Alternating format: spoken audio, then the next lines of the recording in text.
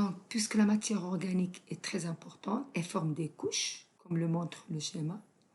Les décomposeurs qui vivent dans l'eau vont utiliser le peu d'oxygène dessous pour décomposer la matière organique. Et comme il y a beaucoup de matière organique, la multiplication des micro-organismes est très intense. Donc, ils vont utiliser tout l'oxygène dessous dans le lac, ce qui va diminuer encore la quantité d'oxygène. Donc, mort de tous les individus qui vivent dans le lac, ils vont se déposer encore, former des couches très épaisses dans le lac. Donc, puisque l'oxygène dessous devient très faible, donc les êtres vivants qui normalement vivaient dans le lac et qui utilisaient l'oxygène, ils vont disparaître. Il y a apparition de micro-organismes qui n'utilisent pas l'oxygène. Donc, c'est le régime anaérobie qui va qui va prédominer dans le lac.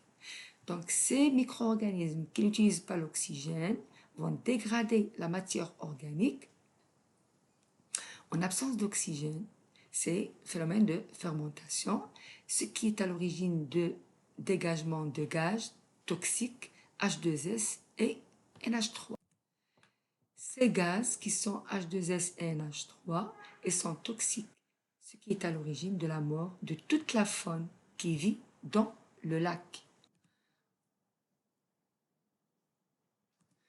Donc, on peut résumer le phénomène d'eutrophisation comme étant l'impact de l'utilisation excessive des engrais chimiques dans l'agriculture. Ces engrais chimiques vont s'accumuler au niveau du lac. Leur accumulation va augmenter la prolifération des algues et des plantes aquatiques. L'eau devient trouble et ça va empêcher l'impénétration des rayons lumineux, sauf la couche superficielle des algues qui vivent dans l'eau sera capable de faire la photosynthèse. Donc,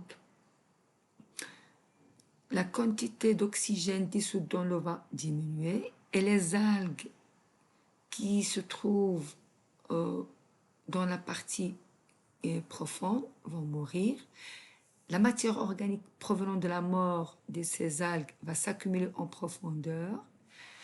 Les micro-organismes qui vivent dans le lac vont utiliser le peu d'oxygène dissous dans l'eau pour dégrader la matière organique. Et ça va diminuer de plus en plus la quantité d'oxygène dans le lac. Donc cette diminution d'oxygène va changer la biodiversité du lac qui est normalement 100% aérobie, va devenir anaérobie.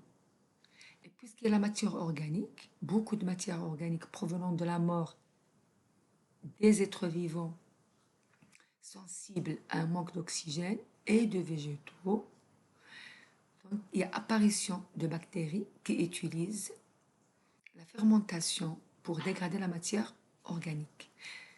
Cette dégradation est à l'origine de libération de gaz toxiques qui sont H2S notamment.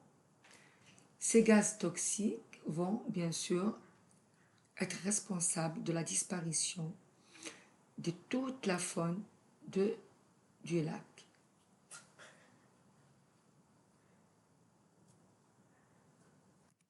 Bien sûr, on peut rencontrer l'eutrophisation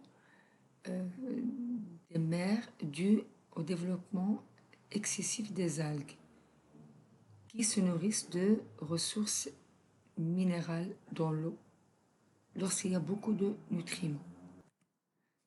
Donc, l'eutrophisation des eaux peut avoir plusieurs effets néfastes sur l'environnement.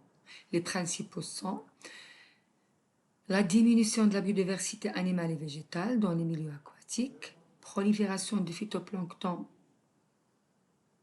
ou d'algues toxiques, développement de pathogènes dans l'eau favorisé par la diminution de la pénétration des UV